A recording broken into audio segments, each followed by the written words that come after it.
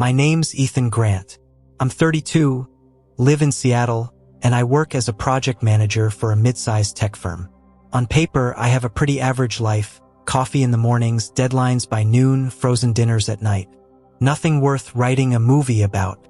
But this is the story I've never told anyone. I call it, I was just returning her package when she said, "Come in, I don't bite." It started on a gray Thursday afternoon.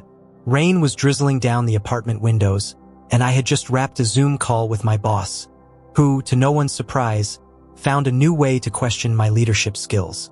I was tired, frustrated, and heading out to grab a late lunch when I nearly tripped over a box sitting at the foot of my door. It was addressed to A. Monroe 4B. I lived in 4A. Normally I'd leave it outside her door and move on, but for reasons I still can't explain, I knocked. A few seconds passed. Then the door creaked open.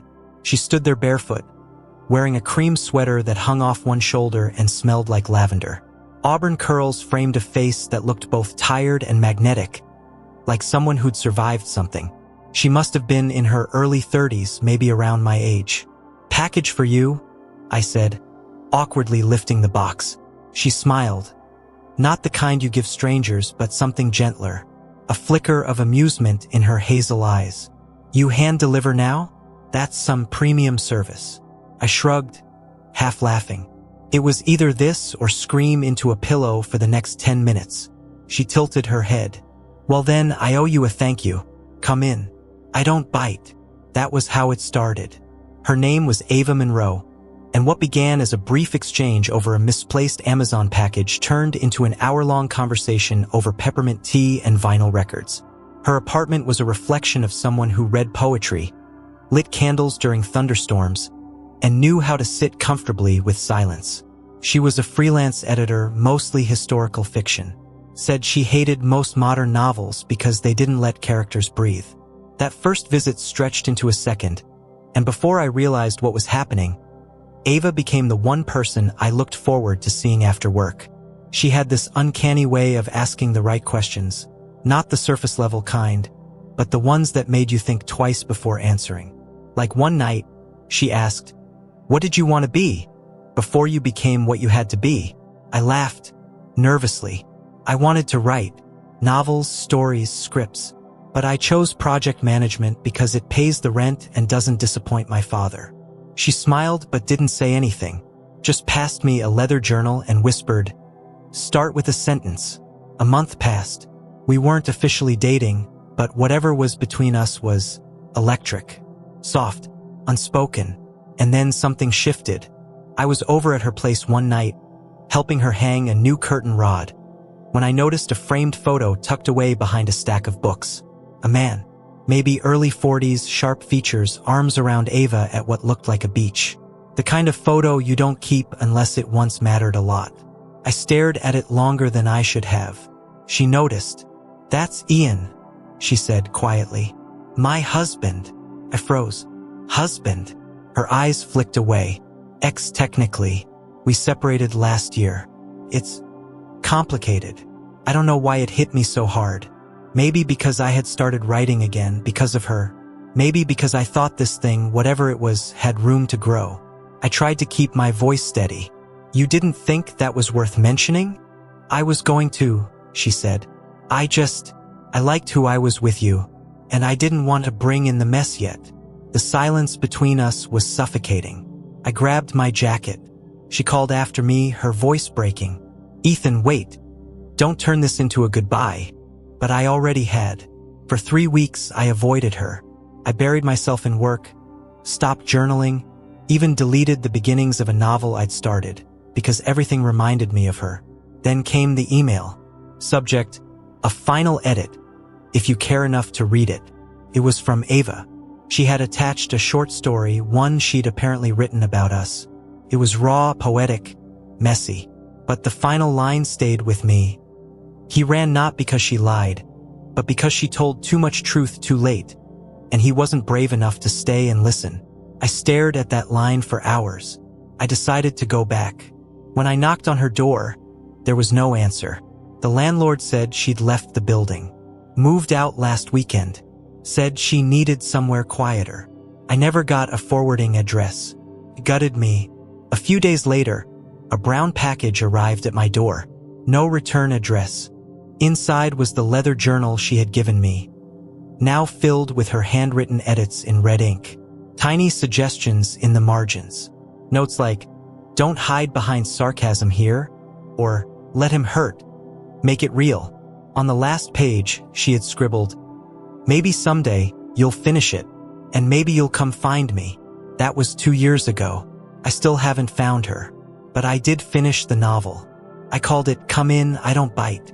6 months after I published the novel, everything in my life shifted. The book wasn't some overnight bestseller, but it found people. Real people. It got picked up by a small indie press in Portland. Reviews came in, quiet ones, heartfelt ones. Mostly from women who said the story captured the ache of almost love.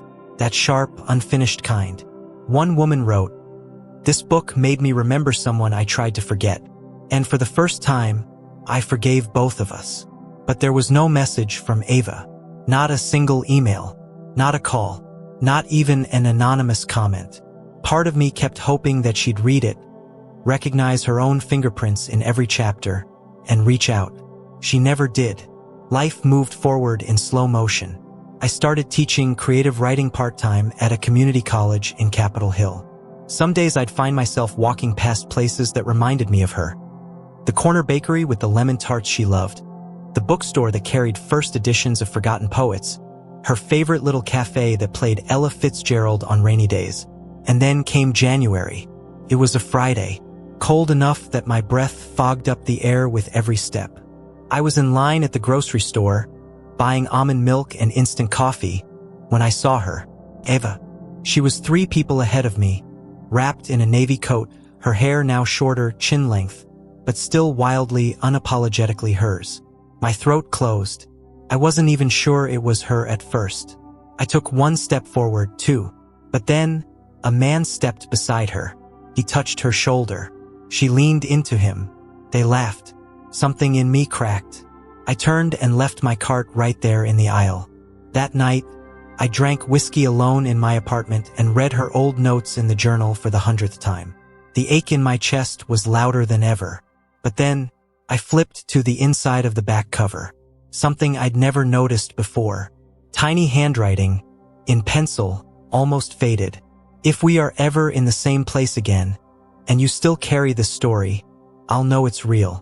I didn't sleep that night. I just thought, replayed everything. And for the first time since she left, I asked myself something I hadn't dared to consider. What if I was too quick to leave? A week later, I did something stupid. I found an old publishing contact and asked if they could track where her most recent manuscript submissions had come from. It took a few calls and probably bordered on unethical, but eventually someone slipped a hint. She'd recently moved to Victoria, British Columbia. Small editing studio. Nothing fancy, but it was her. So I booked a ferry. I stood outside the editing studio for nearly an hour before I went in. My hands were sweating. My brain was screaming at me to turn around. But I walked through the door. The receptionist looked up. "Hi, can I help?" And then I saw her, Ava, at the far end of the office. She was talking to someone, her face lit by the afternoon sun through the window. She hadn't seen me yet.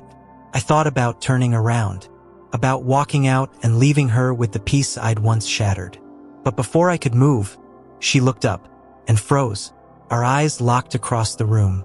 She excused herself from the conversation and walked over. Slowly, guarded, unsure. She stopped 3 feet from me. "Ethan." My voice cracked. "Hey." A silence stretched between us. Then she said softly, "You found me." I nodded. "I did. And I brought something." I reached into my coat and handed her the journal. She stared at it, eyes wide. Then she opened it, and her fingers trembled when she saw the back cover. Tears welled up in her eyes. "I meant what I wrote," she whispered. "I meant all of it." So did I. We talked for hours that day, walked around the harbor, like old friends who had spent years apart but never forgot how the other walked, laughed, breathed. She told me the man at the grocery store was her brother. He'd come to help her move. I told her I had written the book for her, but also for the version of myself I had buried when I ran away. And we didn't say anything else for a long time, until finally, she reached for my hand. "I don't want to run anymore," she said. "Me either."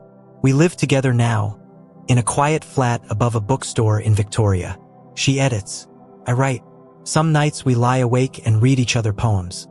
Some hers, some mine, some we pretend are from forgotten writers just so we can be honest without ego. Love, I've learned, isn't always loud. It isn't always certain or clean or even convenient. Sometimes it's found in the long pauses, the regrets you rewrite, and the broken pieces you bring to the table and say, "Here, this is all I have." But it's real. And sometimes, if you're lucky, someone sits down across from you and says, "I don't bite."